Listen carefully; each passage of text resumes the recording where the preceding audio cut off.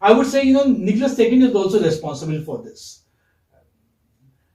Whatever goes wrong in the Russian history, or whatever goes wrong in the annual form, for that I would hold, yes, yes, Mr. Jones responsible. Had Mr. Jones been feeding the animals properly, had he been giving proper food, had he been not beating the animals, then there would not have been any rebellion. There would not have been any revolt. Do you agree or not? Yes, sir. They would not have been. They would have been leading a satisfactory life had he been kind to them. But he wasn't kind to them. That is why there was a rebellion. There was a revolt against him. And that is why he was thrown out of the farm. In the same way, Nicholas, was not kind to the working class. Had he been, then he would have continued his role. But his rule, ended because he was callous, he was indifferent. So Boxer and his companion Clover represent the working class during the Russian Revolution. They were exploited by the Tsar Nicholas. I said these working people. Can you tell me something about his rule? Yes, he ruled Russia, say, in late 1894. We check the date, but this 1894. Yes, you may confirm the date, but this is what I remember. Yeah, ruled from 1894 and until his expulsion in 1970. This you cannot forget, because this is the date when you had Russian Revolution. So till his expulsion in 1917. So he ruled Russia during this 1894 to 1917. Yeah, the workers were kept in position where they never earned enough money to pay for food or accommodation. They did not have good accommodation, in fact, or proper accommodation. They didn't have houses. They lived in poor dwellings, in slums and all. The revolution of 1917 sought to address this problem. Okay, this was one of the problems that was taken up by the Russian Revolution. Yet, this was not solved. Okay, in fact, even after Russian Revolution, we see that this continued.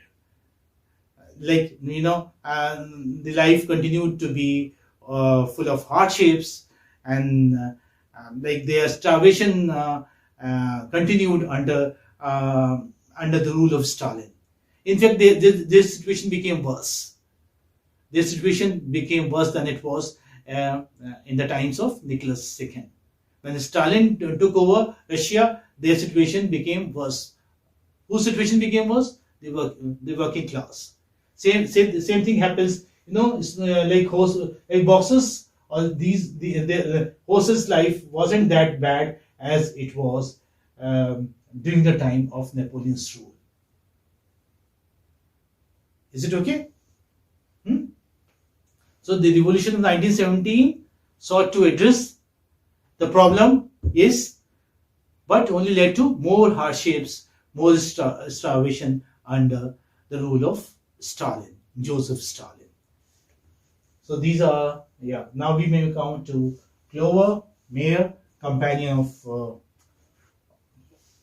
Boxer.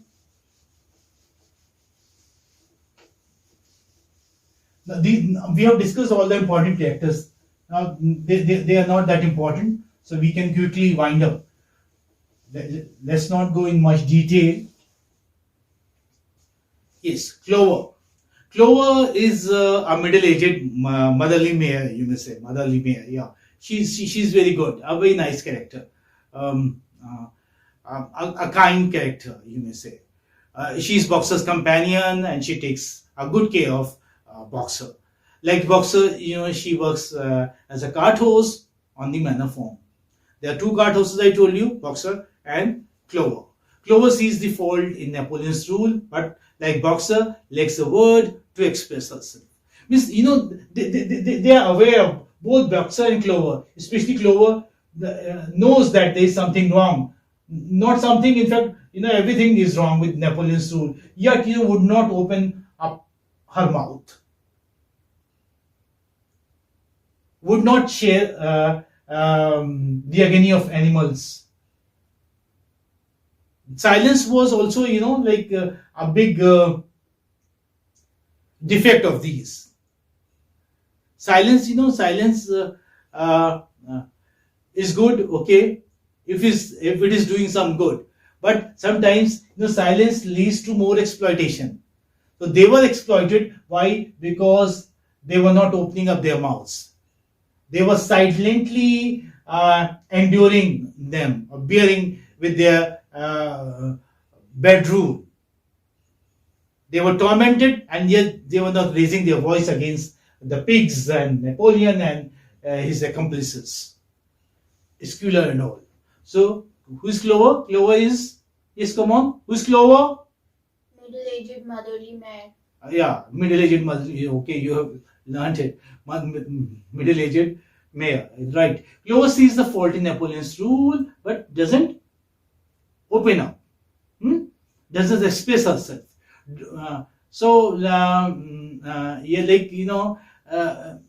You may say, like, she realizes later the situation, but is not smart enough to express herself. She, like, in the beginning, because the Boxer keeps on saying that Napoleon is right, so she agrees with him. But later on, she realizes, no, Napoleon isn't right.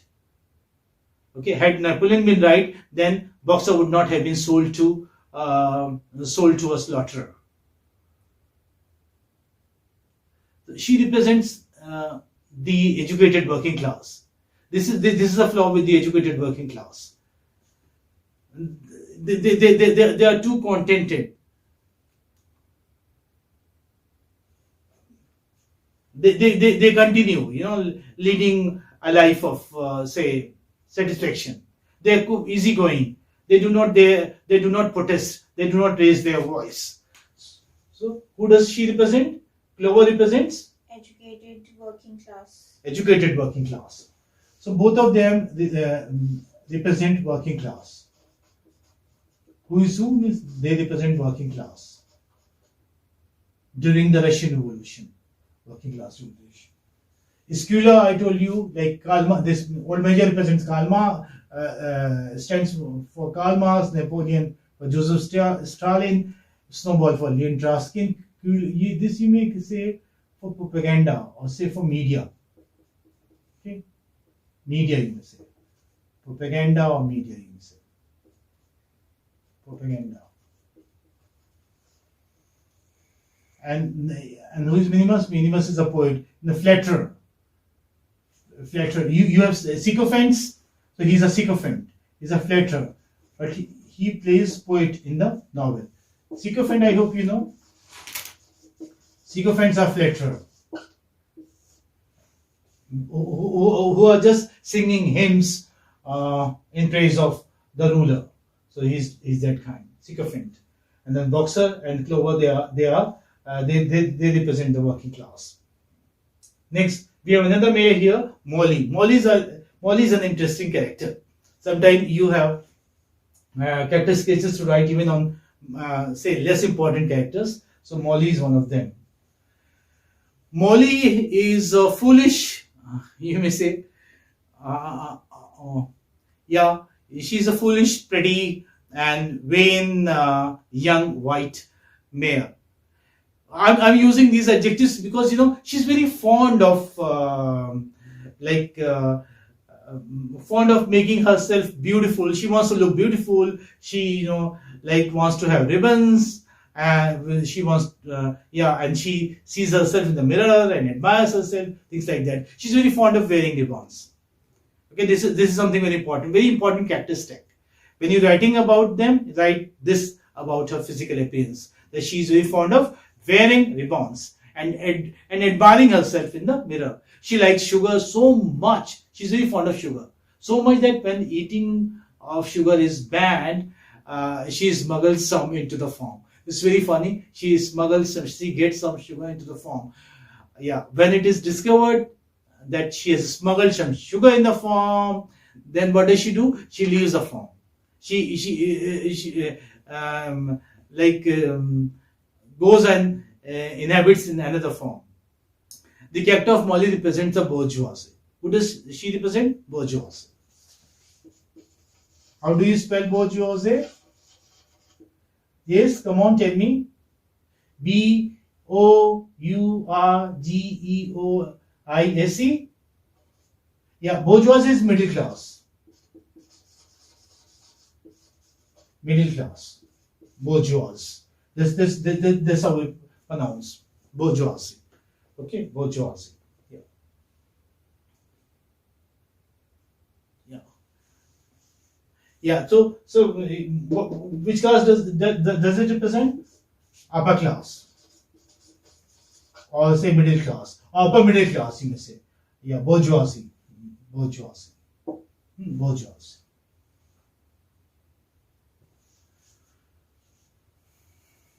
Yeah. This bourgeoisie class, or the upper middle class, they were happy with their life. They were happy with their lot under the rule of Tsar Nicholas II. And after his expulsion, they also left the country after the revolution. They didn't have any problem with Nicholas Tsar.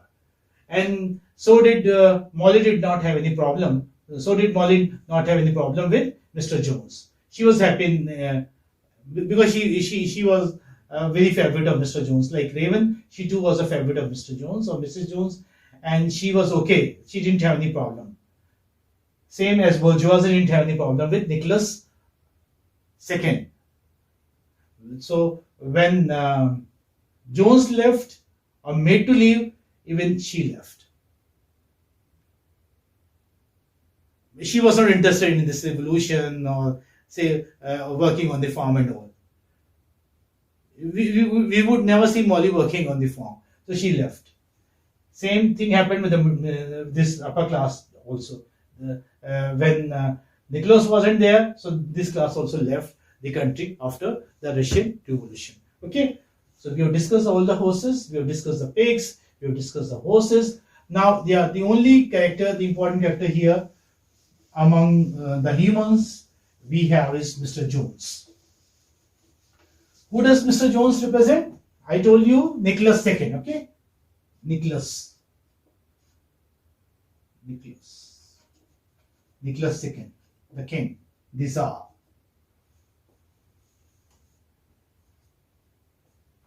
Yeah. So Mr. Jones is the owner of the manor farm. The farm is owned by him. He is the owner of the manor farm. He neglects the animals. This is his flaw. He spends most of his time drinking and reading the newspaper and not feeding the animals. He is taken by surprise by the animals when they fight back against him and his men. He did not expect that they would fight against him. They would show their reaction in such a manner. Because many a time earlier also he had forgotten to feed them, but they had not reacted the way they reacted. Why did they react this way?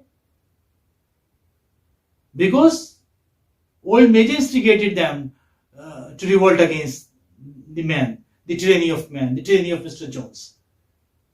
So old Major's speech was responsible. Old Major's dream was responsible. And he was not expecting it. So you may say the animals disillusioned him.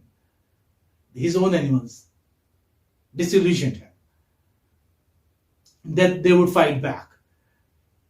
And they would say throw him off the farm. So he was taken aback by all this. The animals revolt against him because he does not feed them or take care of them, and he whips them. Okay. He tries twice to take back the farm, but both time his attempts are failed. Means he doesn't succeed.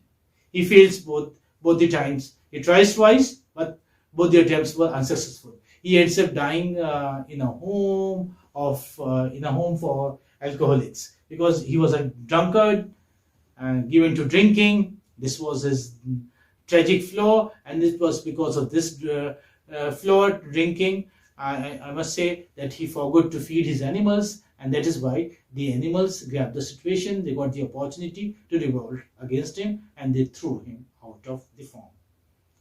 So he is based on Tsar Nicholas II.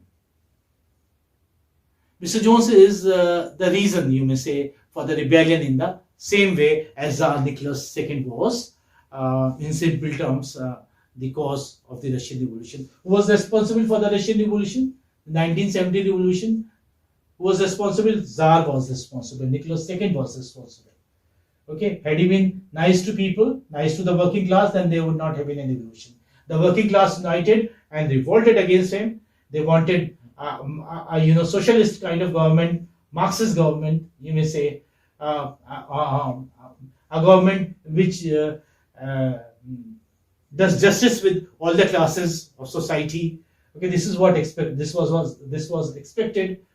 So that is why Nicholas II was thrown, and Stalin took over. Same, Mr. Jones was thrown, and Napoleon took over the charge of animal form. So Mr. Jones is responsible for the rebellion on the animal form or the manor form, and Nicholas II is responsible for the revolution in Russia that occurred in 1917. So this is the parallel that we say. This is an allegory, and in allegory you have some suggestive parallels. These parallels may not be exactly the same, but there is some similarity. There are some obvious similarities. So you can make out that such and such character stands for such and such leader. It is easy to. That is why this was banned. Animal form was banned. And why do writers write in the form of allegories and fables and all? Why? Because they have the fear of the government. They know that if they would express things overtly, then they would be behind the bars. So nobody wants to go behind the bars. That is why, how do writers express themselves when they have such corrupt rulers? They express themselves through fables or allegories, and that's how George Orwell has expressed his protest against the Russian Revolution or the dictator Joseph Stalin in the form of animal form. Okay, then you have Mr. Pilkington and Frederick. Yes, Frederick is the owner of Pinchfield, as I told you. Frederick is the owner of Pinchfield. And Pilkington is the owner of Foxwood. You know this.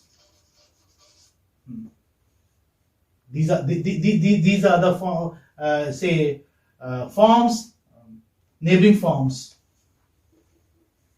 on the right and left of animal farm, you may say. Yes. So we are talking about Frederick. Yes, the owner of Pinchfield. Pinchfield is a small but well-kept neighboring farm. It's a well-kept neighboring farm. And who is the owner? The Frederick is the owner. He briefly enters into an alliance with Napoleon. Like, what is done? Timber is sold to him. He buys timber from Napoleon, and he's supposed to give currency notes to him. And instead of giving, genuine notes, he hands over fake notes to him. Right? So he cheats the animals. And when, this is discovered, when his cheating is discovered, then Napoleon and the other pigs get angry, and so the two of them have dispute. Napoleon and Frederick, he attacks the animal farm, and as a result of that, the windmill is destroyed. Remember these details. Yes. So who does he symbolize? He symbolizes. Who does he symbolize? Adolf Hitler. Adolf Hitler. Remember this, Adolf Hitler. And Molly, I told you, symbolizes, who does she symbolize? Upper class. Upper middle class, you may say. Upper class. Yeah, bourgeois. Upper class. During the Russian